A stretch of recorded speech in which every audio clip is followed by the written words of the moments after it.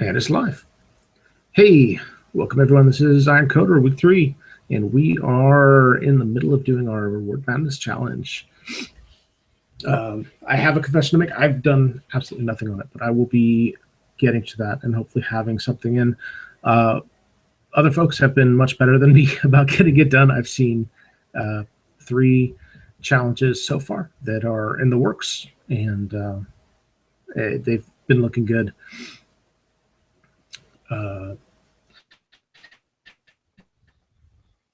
We go to you, Derek, because last week we had a prime number generator, or not a prime number generator, but a largest prime factor finder challenge that we kind of left off on. And over the past week, you've generated a solution that is, I think, both elegant and fast, and hopefully gets you to talk about that a little bit.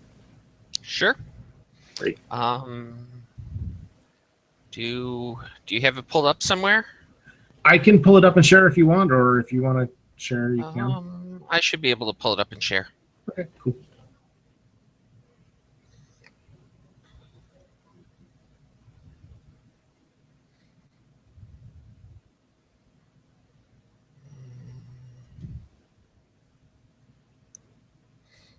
There we go.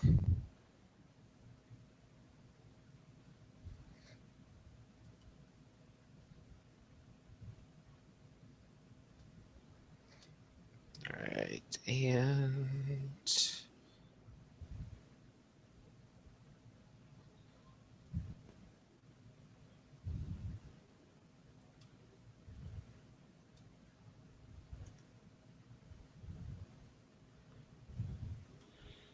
Cool. All right.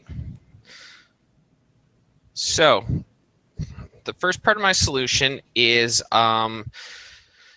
using a mathematical technique called the sieve of Eratosthenes.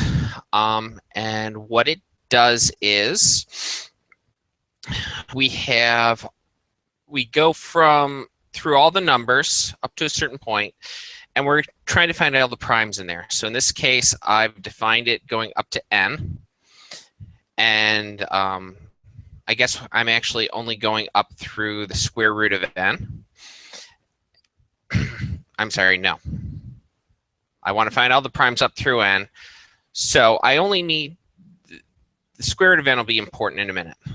So I start by initializing and saying that all the number in a list of true going up through from 0 up to n.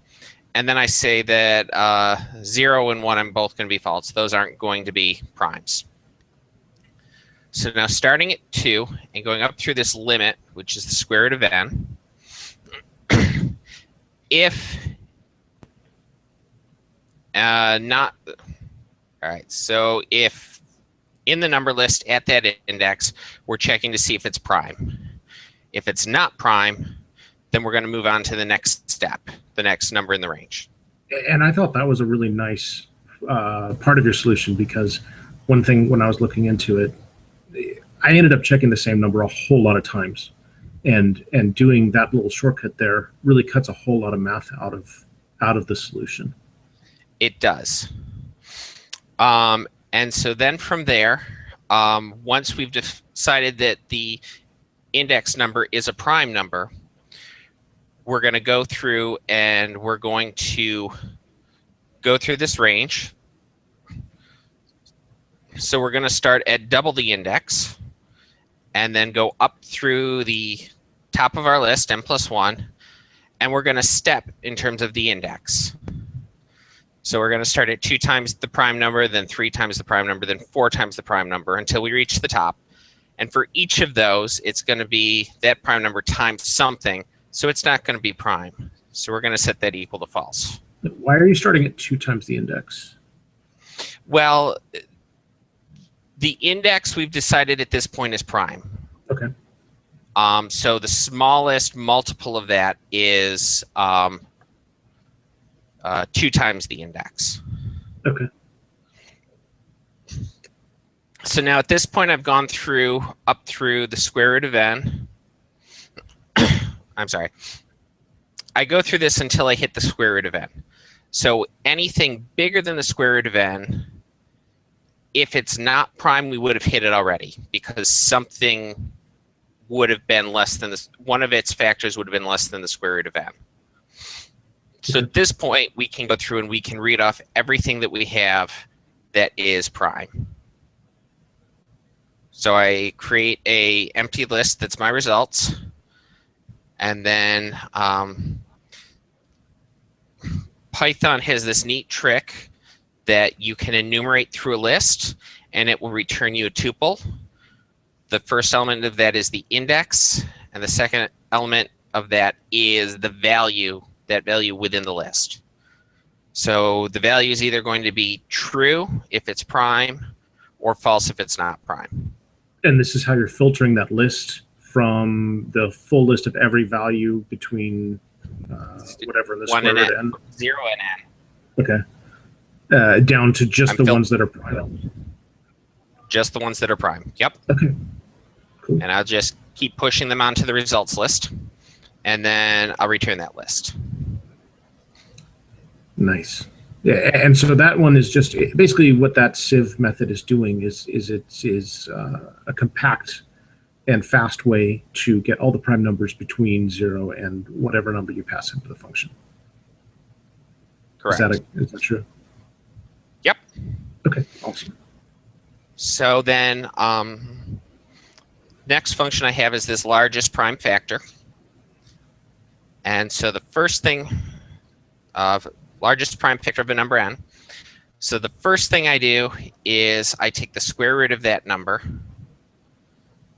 and I apply the sieve method and I store that list of primes into my variable primes.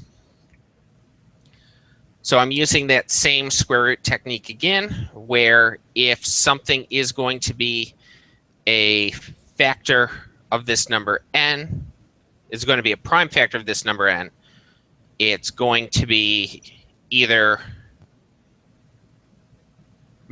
all of them except one are going to be less than the square root of it. Okay. So I've got the residual, which in this case is just going to be n. So this is whatever I have left over at each step along the way. Mm-hmm. So then for each factor in the primes, so again, Python has this div mod, which has this neat trick that it does both an integer division and a modulo division at once. Oh, cool. So I'm going to take residual and divide it by factor, store the quotient in quotient, and remainder in remainder. And so then as long as the remainder is equal to 0, so we are divided through evenly, and I don't want the quotient to be equal to 1. Because if the quotient is equal to 1, that means residual is going to be equal to factor. And so we're going to have, there's not going to be anything left. Okay. So at that point, I set the residual equal to the quotient, and I do this division again. So this is going to take care of the case of if we're looking at 8. So if residual is 8, factor's 2, we do the division, quotient's going to be 4, remainder's going to be 0. Mm-hmm. We'll go in here, residual now becomes 4, we're going to do it again, so the quotient becomes 2, remainder becomes 0, we go back to the top of the while loop, and we go back in. Now when we finally kick out of this loop, this while loop, if we have that the quotient is equal to 1 and the remainder is 0, that means I've gone through and I've eliminated everything, and whatever I did my last division by, the factor is going to be the largest prime factor. So I'll return that. If, after I've gone through all of the factors that are less than the square root of n, I pop out of this for loop, if there's something left, that's going to the residual. So if the residual wasn't was something bigger than 1, that's going to be a prime number that we didn't hit at some point. That's going to be bigger than the square root of n. Okay. And so we'll return that as the largest prime factor. Okay, so you're And handling two cases then. There's a case of the ones that are the list that you generated that was yeah, the square root of n, and there's one that could be above that floor of the square root of n. right. Okay. So like if n is 10, we're only going to sieve up through 3. Okay. So we'll go through, we'll pull out that factor, the prime factor of 2, and we'll be left with 5 as the residual when we exit this for loop. And so we're going to return the 5 here. Okay, yeah, that makes sense. And this was another optimization. That way I can make how large of a number I have to pass into sieve significantly smaller. Right, which saves time. Yes. Great. And then in my, again, another Pythonism, the way I've written this, I can include it into another file and call either of my two functions. Or if I'm just running this as a standalone program, we get down here and we'll run these. So first, my first test case that I was working on when building this was I was looking for the largest prime factor of 100, something that's small enough that I know what it is off the top of my head. It's 5. From there, I ran it with the 13195, which was given in the statement of the problem. Okay. So the largest prime number there is 29.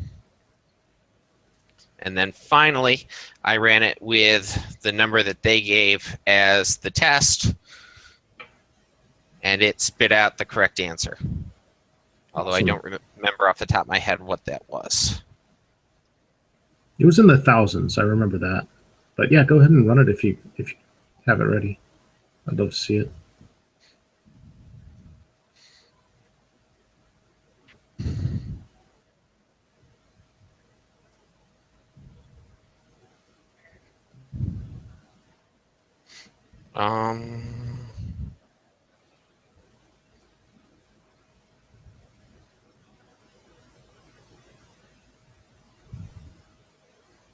There we go. 6857. Nice. And it just crunched through all the numbers between 0 essentially and 60, whatever that huge number is. I don't even know what that is. Yeah. Wow. Yeah, I played with it and I looked at that and the was the first time I went through it, I tried to find every prime number, and I didn't use that handy sieve that you had, and so it was just taking forever. I didn't even wait for it to finish because it was so slow. Yeah. And yeah, go ahead. I need to step away from my computer for just a minute. I'll be right back, Jamal. Okay, cool. But so I started with that, and I went and I decided then to find all the numbers that the factors of that large number. That was a little faster, and then I decided to just start from the top and count down. I ended up coming up with a solution, but his runs so much faster than mine. So it was great to see another solution, a better solution than the one I came up with, and I'm glad I was able to show it to us. So Derek stepped away, but there are some solutions to the word madness I can go over real quick. Derek started one in Django, and we had 2 others that have been submitted so far. One was by Jonathan, and another one was submitted on the Code Newbie Discourse over here. Let me share my screen so you can see what I'm looking at.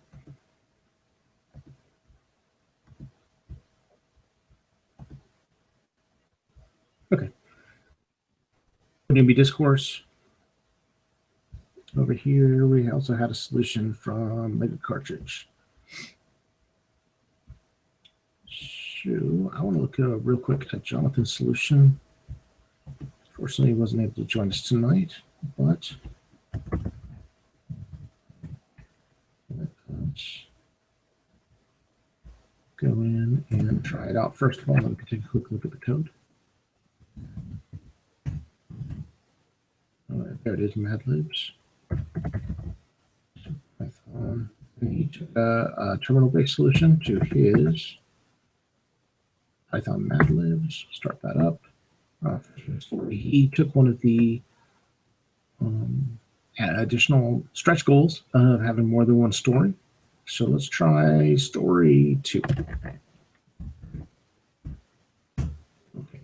In order, type a noun, adjective, another noun, a verb, an adjective, and a noun. So this is where we're being prompted to put in various types of words and putting them all in together. So let's try some stuff to add in there. Go back there. Let's see. Okay, so I'll go ahead and play this. A noun, we'll say waffle. An adjective, how about a adjective, tall. Another noun, I think we'll go on breakfast theme here, so we'll go with bacon. A verb, sizzle. An adjective,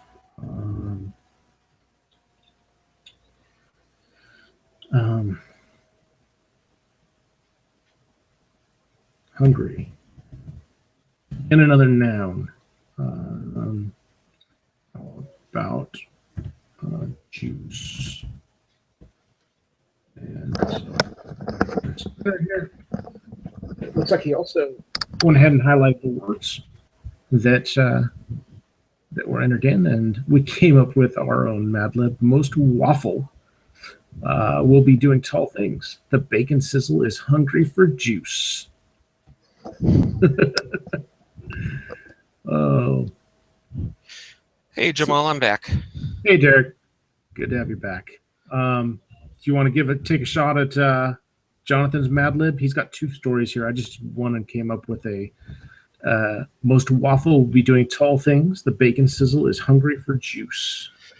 I was never very good at Mad Libs, but sure, we'll go for it. All so right, give me the other story. All right, story 1. We need an adjective first. Tall. Tall, okay. A noun. Cat.